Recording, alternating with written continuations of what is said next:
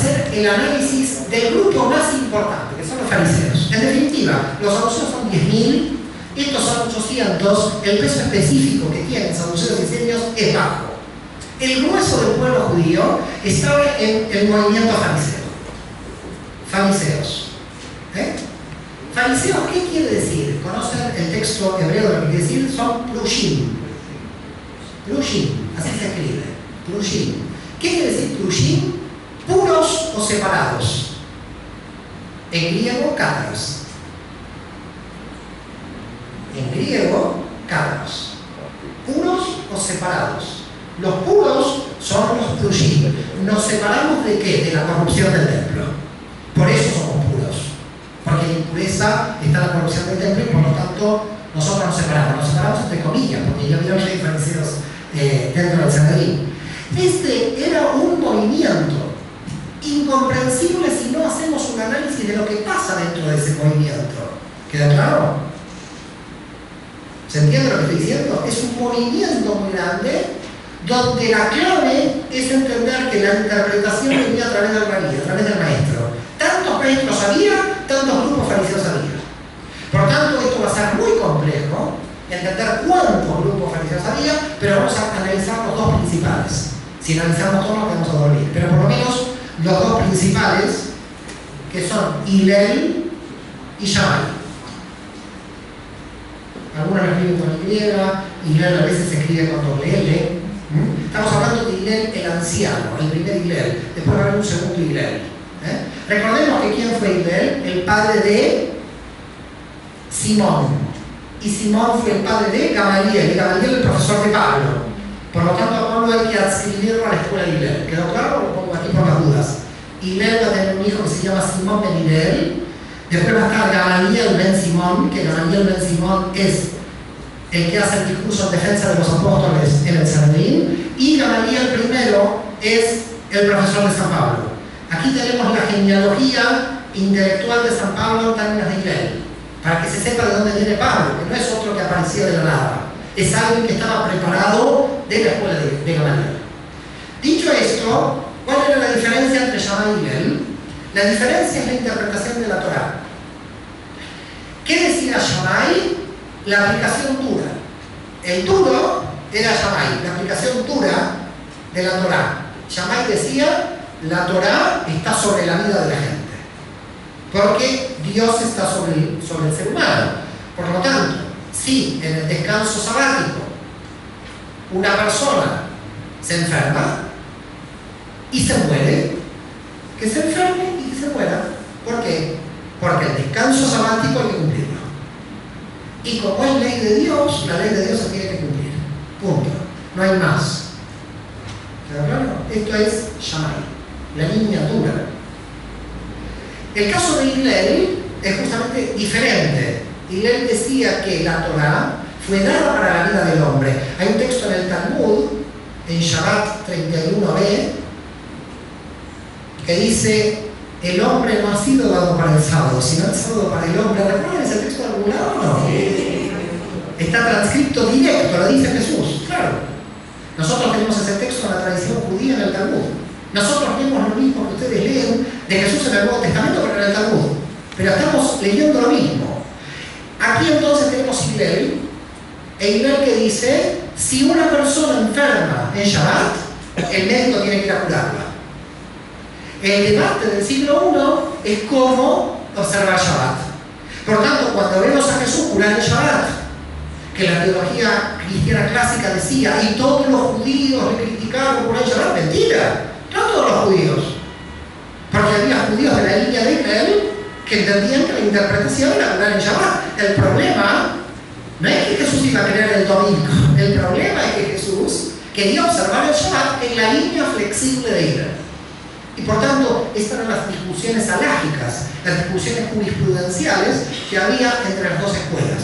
Si tomamos entonces a Yoshua de Nazaret y decimos, ¿qué posición alágica tuvo frente a la Torá? Casi todos los porcentuales se acercan a Hillel, a la línea flexible. Misericordioso, hacía arrepentimiento de los transgresores permanentemente. ¿Quiénes lo criticaban? Los fariseos de la línea dura. Si está con los transgresores, es transgresor.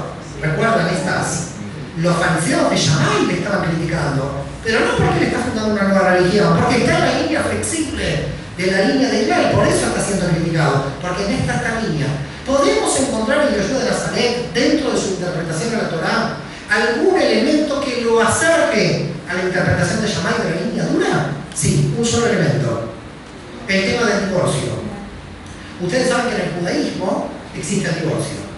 Se llama el corte, la ruptura. Se da un documento que es el get, el corte del matrimonio. Porque el matrimonio en el mundo judío, ustedes también saben que no es sacramento, es un contrato. Por tanto, el contrato se puede rescindir. Cuando no hay amor, se rescinde. Porque el valor mayor del matrimonio es el amor al prójimo. Y si ya los contrayentes no se aman, se cae el contrato. Se cae el contrato porque el valor supremo es amarse a tu prójimo. Y no se puede sostener una institución cuando el amor no existe, porque estamos violando el amor al prójimo. Quedó claro el concepto biológico, para que se pueda entender. Por tanto, la posición de Yoshua en este caso, vamos a ver las dos posiciones de Hillel. Hillel dice algo, por favor pido que las mujeres no me miren mal, porque van a creer que lo digo yo, y lo dijo Hillel. No, yo sé que cuando lo digo me miran como...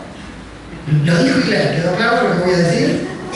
Hillel dijo: si tu mujer te cocina mal, la puedes rechazar. No me miren mal a mí, igual me miren mal, miren lo que pasó. Lo dijo Hillel, ¿queda claro? Y hace 2000 años, no lo dije yo. Siempre tengo que repetir porque las mujeres a veces me tiran y yo soy el mensajero, nada más. Hillel entonces dice: si tu mujer te cocina mal, te puedes divorciar. ¿Qué quiere decir? Por cualquier motivo te puedes divorciar. ¿Quedó claro? ¿Por qué? Porque era flexible. Es coherente con la línea de flexibilidad. Si nosotros seguimos esa línea de flexibilidad, tendríamos que decir que Jesús hubiera tomado esta línea. No. La línea que toma es la de Shammai. Shammai que dice: solamente en caso de adulterio te puedes divorciar. Lo restringe a un solo caso. Te tira el plato por la cabeza, sigues en el matrimonio. Te llevas mal, sigues en el matrimonio. Hay adulterio, ahí hay divorcio. Es decir, Shammai solo plantea el divorcio en caso de adulterio. ¿Qué dice Jesús? Caso de adulterio. No lo prohíbe. Esa es una interpretación cristiana posterior, la prohibición. Lo permite porque es judío y observa la Torá. Pero lo restringe mucho al caso de adulterio porque sigue la línea de Shammai. No quiero especular porque sigue la línea de Shammai. Pero lo que queda claro es que José, su padre, no rechazó a María cuando sucedió lo que sucedió. Por tanto, podríamos ver aquí que él se pone en la línea dura de Shammai porque su propia historia lo pone en la línea de Shammai. ¿Queda claro más o menos lo que estoy diciendo? Esto es muy habitual en los teólogos. Los teólogos ajustan su teología a su propia necesidad familiar. Aparece constantemente este problema de que teólogos modifican la teología por una cuestión personal. Si quieren les cuento un caso que es el de Maimónides.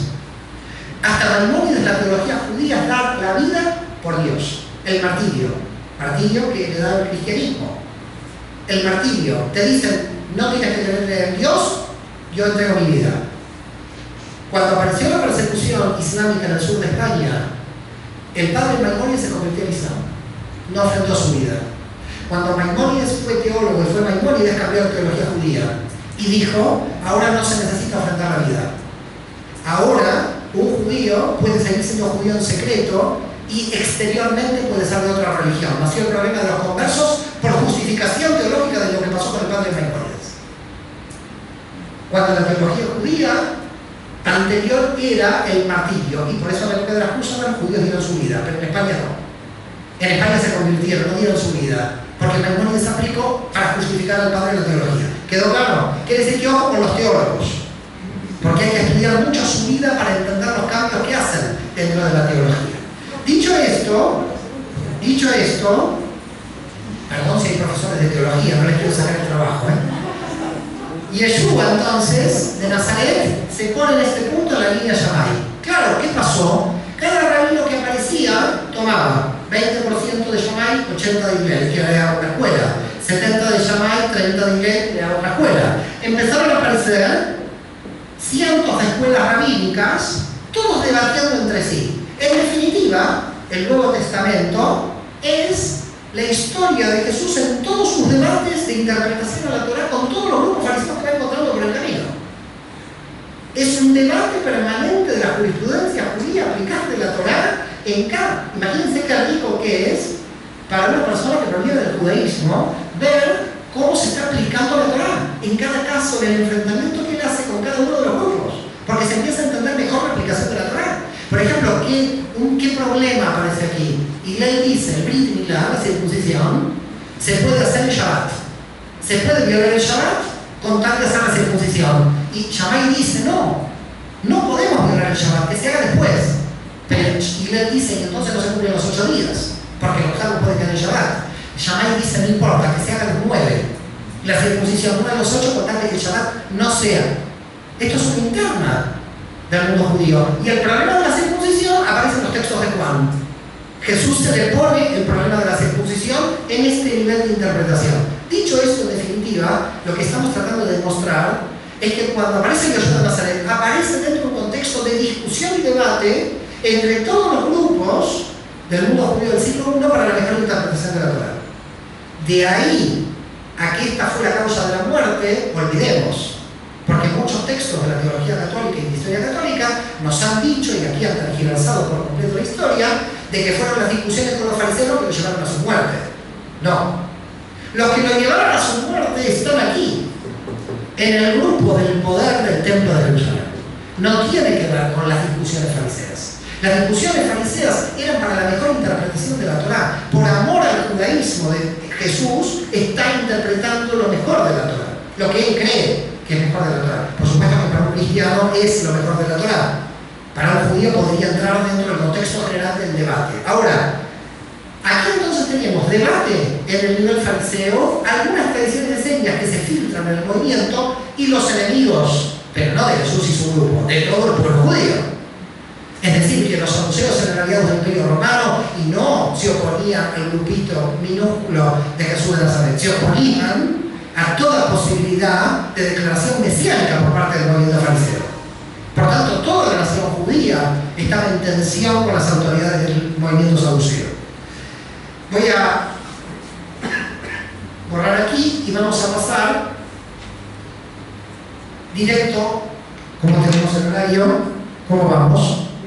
Bien, pasó una hora, no lo puedo creer. Y todavía no empezamos con Jesús. Me preocupa. Pero pasamos 2000 años debatiendo el tema que en una hora no pasa nada.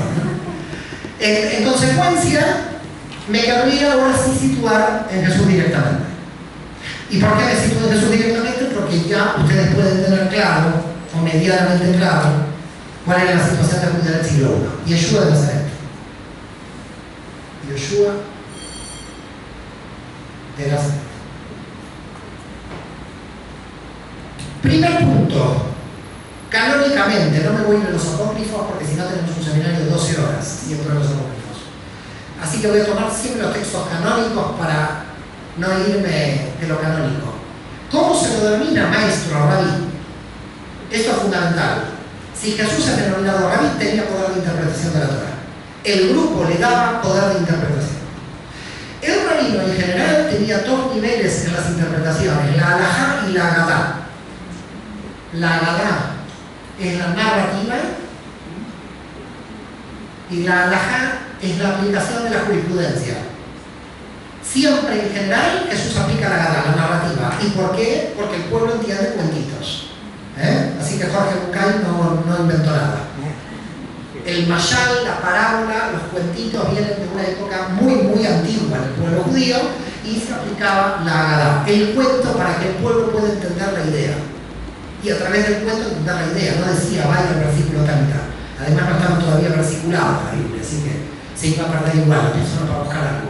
No es como ahora Romanos 2 y llegamos rápido. Con lo cual el rabino, la figura del rabino era fundamental, porque ya reunía una congregación, reunía un grupo. Es un rabino con unas características especiales, porque no es fijo en una sinagoga, es itinerante. Aunque sí utilizaba la sinagoga de Cafarnaúm como punto central de su prédica, de todas maneras era itinerante. Y esto nos lleva al segundo punto. ¿Qué tipo de organización impuso a su grupo? Eligió 12 apóstoles por las 12 tribus de Israel. Quiere decir que enmarcó la idea simbólica de las 12 tribus y eligió un representante por cada tribu. ¿Cómo se dice apóstol en hebreo? Sheliach. Por tanto, eligió 12 shilichim, que en griego quiere decir apóstoles. Por tanto, es muy interesante, porque cuando alguien viene del Estado de Israel a la diáspora, dice es un sheliach. Si lo llamaríamos en griego, es un apóstol, que viene del Estado de Israel a las comunidades judías de la dispersión. 12 tribus de Israel, rabí. Tercer punto, comienza a hacer milagros. Si comienza a hacer milagros, cambia la categoría. No estamos en rabí, estamos en naví, profeta. Ya no es un rabino cualquiera. Está teniendo unas características especiales que lo están dividiendo de los demás rabinos. No solo está haciendo una interpretación de la Torá, está haciendo milagros. Esto lo lleva de categoría. Y entonces entramos en la figura del profeta. Y sabemos que en Israel hay cientos de profetas, no solo los que figuran en el texto de Tanaj. Había profetas itinerantes en aquella época que hacían milagros. Todavía aquí seguimos dentro de la línea normal del pueblo de Israel y no nos vamos de esa línea. Ahora, claro, todo esto es teológico. Pero ¿qué pasa cuando el grupo lo declara Mesías? Cuando el grupo lo declara Mesías, y no voy a entrar si él se creía o no, porque es una discusión que no la vamos a resolver jamás, pero si el grupo lo creía, ese grupo de judíos hijos del Mesías de Israel, y el concepto de Mashiach, aquí la cosa cambió. Aquí estamos ante un problema político. Esto no es un debate religioso. Decir en el siglo I, en la Judea ocupada por el Imperio Romano, que un rabino además de profeta podía ser el Mesías de Israel, esto era una rebelión en puerta contra el Imperio. Y por tanto el Imperio Romano aplicaba lo que se llama represión preventiva. Iba por los Mesías antes de que el pueblo judío se rebele. Y en esa represión preventiva, sabemos cómo termina la represión preventiva. Pero Flavio Josefo, ¿qué nos dice? Que desde el 6 a.C. al 66, Roma crucificó 24 pretendientes a Mesías, entre los cuales está Jesús. Quiere decir, señores, que aquí no es Roma y los saduceos contra Jesús. Aquí es Roma y los saduceos contra cualquier rabino que su grupo lo designara Mesías y quisiera levantar al pueblo de Israel. Que quede claro esto. Jesús es uno más entre los tantos que iban apareciendo cada 3 o 4 años y que su grupo decía que es el posible candidato a la sublevación. Claro, ¿cómo terminó en el 66 la sublevación judía contra Roma? Hicieron represión preventiva 72 años, hasta que no pudieron más. El pueblo judío se rebeló. Lo que Roma realmente, de alguna manera, pensaba, al final se terminó dando. El pueblo judío se levanta contra Roma y esto es la rebelión del 66 hasta el año 70, que en el 70, como sabemos, se destruye el segundo templo de Jerusalén. Dicho esto, entonces, cuando entramos en Mesías, entramos en el terreno político. Y si entramos en el terreno político, tenemos que empezar a pensar ahora los textos que leemos en el Nuevo Testamento desde el terreno político. Y cuando los pensamos del terreno político, tenemos la primera prueba, que todo cristiano tiene la cruz. Bueno, en algunas cruces está y en otras cruces no. El INRI. Yeshu de Nazaret, rey de Eudoro. Jesús de Nazaret, rey de los judíos. Yo digo que la única monarquía judía es la que tienen los cristianos. Es interesante. La única monarquía judía la tiene el cristianismo por el INRI. Pero me gustaría, no sé si alguien tiene una Biblia, ir a Hechos 1, 6, 7. ¿Alguien tiene una Biblia por ahí? Si estoy en una escuela bíblica y no hay Biblia, yo aquí no sé qué hacer. Aquí tendría algún problema. Alguien que lea, porque no lo quiero leer yo, porque si no, no me creen, prefiero que lo lea alguien, en el capítulo 1 de Hechos de los Apóstoles, versículos 6 y 7. ¿Alguien lo puede leer? ¿Alguien tiene Biblia en mano? Hechos de los Apóstoles, escrito por Lucas, en la ideología de Pablo. Interesante, Los Hechos de los Apóstoles, desde el capítulo 12 al 28, todos los Hechos de Pablo. Desaparecen todos los apóstoles. Esto es muy interesante. Ahora, ¿lo quieres leer tú? Dice, en aquellos días, creciendo el número de los discípulos, hubo murmuración de los griegos contra los hebreos. No, estás en el capítulo 1 de Hechos. El capítulo 1 de Hechos es ese. El 1 de Hechos. ¿Cuál está leyendo? ¿El 3, 4? El 6. No, el 1, el capítulo 1 de Hechos. Versículo 6, sí. Los que estaban reunidos le preguntaron: Señor, ¿es ahora cuando vas a restaurar el reino de Israel? Punto. ¿Escucharon esa pregunta o no? ¿La escucharon como yo? Le preguntan a Jesús la única pregunta después de resucitado: ¿cuándo restaurarás el reino de Israel? Esta pregunta de Golda Meir o de Ben Gurión. Esta pregunta del movimiento sionista, esta pregunta del nacionalismo judío más acentrado. Esto es lo que pensaban los apóstoles del Mesías de Israel, pero no antes de ser crucificado, después de que resucitó. No es una ideología celote de Judas que dice: lo voy a mandar al muere porque no cumple con los requisitos para ser Mesías, como anda por ahí un cierto tipo de teología tomada por ahí que le ponen a Judas todo el concepto celote. No, son todos los apóstoles. Judas ya se ahorcó. Son todos los celotes sin Judas los que están diciendo: ¿cuándo restaurarás el reino de Israel? Señor, aquí tenemos un grupo que quiere la rebelión militar contra el Imperio Romano, a pesar de toda la teología de la cruz que ustedes tienen. Aquí está la prueba, no solamente es el INRI. La prueba de que este grupo es un grupo sedicioso rebelde a Roma por la libertad de Judea. Esta es la prueba. Este es el movimiento, es un movimiento nacionalista judío que sigue entendiendo la figura del Mesías desde ese punto nacionalista judío, porque la figura del Mesías que tiene el cristianismo es de Pablo, no es de este grupo, es otro tipo de figura. Con lo cual, aquí entonces tenemos dos cuestiones centrales para poder entender el problema político. Ni entremos en el problema de lo que fue el juicio, que fue totalmente ilegal.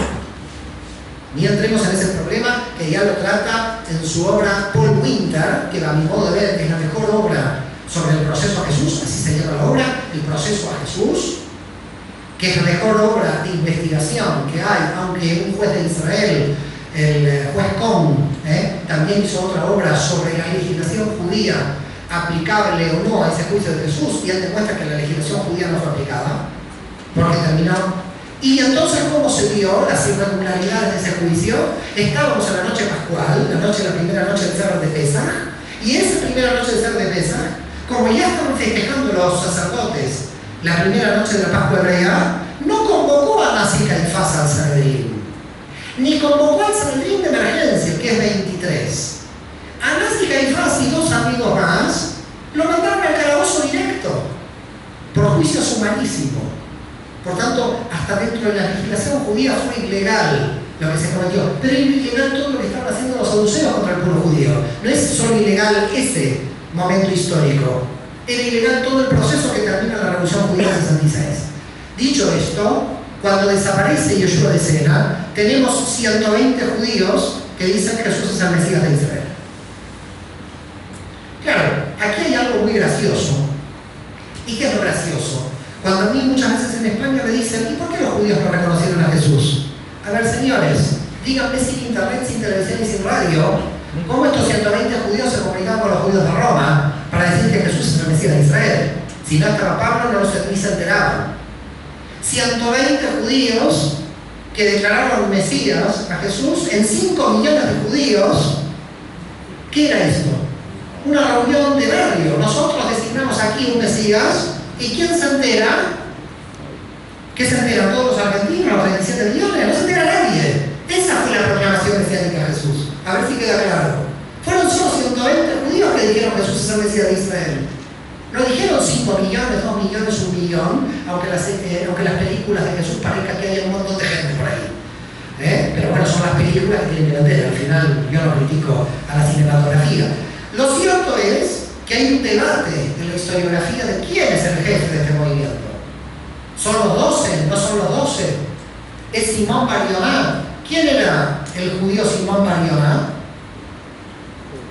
¿Alguien sabe quién era Simón Bar Yoná? Pedro. Simón Bar Yoná, el primer papa, era judío y estaba casado. Yo muchas veces digo: yo soy judío, estoy casado, podría ser papa, ¿no?